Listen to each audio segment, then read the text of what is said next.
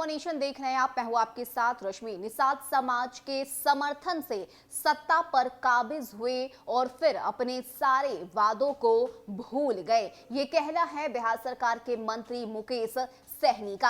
आपको बताएं कि मुकेश सहनी लगातार निषाद समाज के आरक्षण की मांग कर रहे हैं और यही वजह है कि बीजेपी को लेकर कई तरह के आरोप और हमले मुकेश सहनी की तरफ से किए जा रहे हैं। खासकर अगर हम यूपी विधानसभा चुनाव की बात करें तो इस बार मुकेश सहनी ने 165 सीटों पर चुनाव लड़ने का फैसला लिया और जमकर प्रचार प्रसार भी मुकेश सहनी करते हुए नजर आ रहे हैं। ऐसे में बीजेपी को लेकर ठगने का जो आरोप है वो मुकेश सहनी की तरफ से लगाया गया है और मुकेश सहनी ने यह साफ कर दिया है कि सिर्फ और सिर्फ हमारे समर्थन की वजह से ही ये जो बीजेपी की सरकार है वो सत्ता पर काबिज हुई है, लेकिन अच्छे दिन सिर्फ और सिर्फ भाजपाई वालों के आए हैं, किसी और के नहीं। और ये बीजेपी सिर्फ लोगों को ठगने का काम करती है। क्या कुछ कहना है बिहार सरकार के मंत्री मुकेश सहनी का, किस तरह से ठगे जाने को लेकर ये आरोप बीजेपी पर लगाए गए हैं,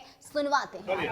भाइयों, जिलाध्यक्ष महोदय से निवेदन है कि आप अपनी टीम लेकर के और बड़े माले से माननीय मंत्री जी का स्वागत करने का काम करें। अपनी टीम में आप लोग जो है लड़ने जा रही है और कई राजनीतिक दलों के समीकरण आपने जो है बिगाड़ दिए हैं जिनको जीत की आशा थी, तो इसके बारे में क्या कहना है आपका? देखिए, निश्चित तौर पे हम देश में सन ऑफ मल्ला के नाम से जाने जाते हैं और आपको लगता नहीं होगा कि 6 महीना पुराना ये पार्टी है। वीआईपी पार्टी के संस्थापक सन ऑफ मल्ला मुकेश सहनी ने अंबेडकर नगर जनपद के आलापुर विधानसभा सीट जहांगीरगंज में वीआईपी पार्टी की प्रत्याशी एडवोकेट प्रेमलता भारती के समर्थन में चुनावी जनसभा को संबोधित किया। मुकेश सहनी ने कहा कि वीआईपी पार्टी ने हमेशा भाजपा को समर्थन दिया ताकि भाजपा निषाद समाज के अच्छे दिन लाए, लेकिन भाजपा ने निषाद समाज को बार बार ठगा। निषाद समाज के समर्थन से सत्ता पर काबिज हुए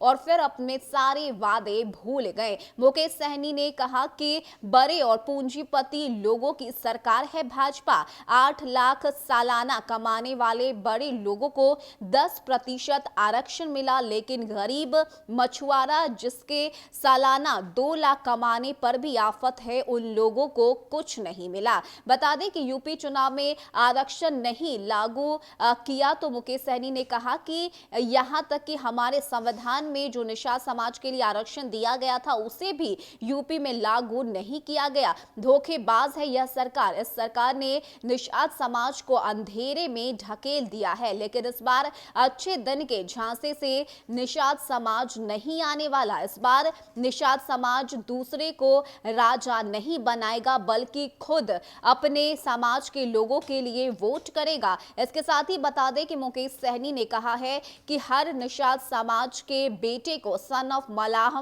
बनना होगा, अपने वोट का ताकत दिखाना होगा, अपने मत का इस्तेमाल करना होगा।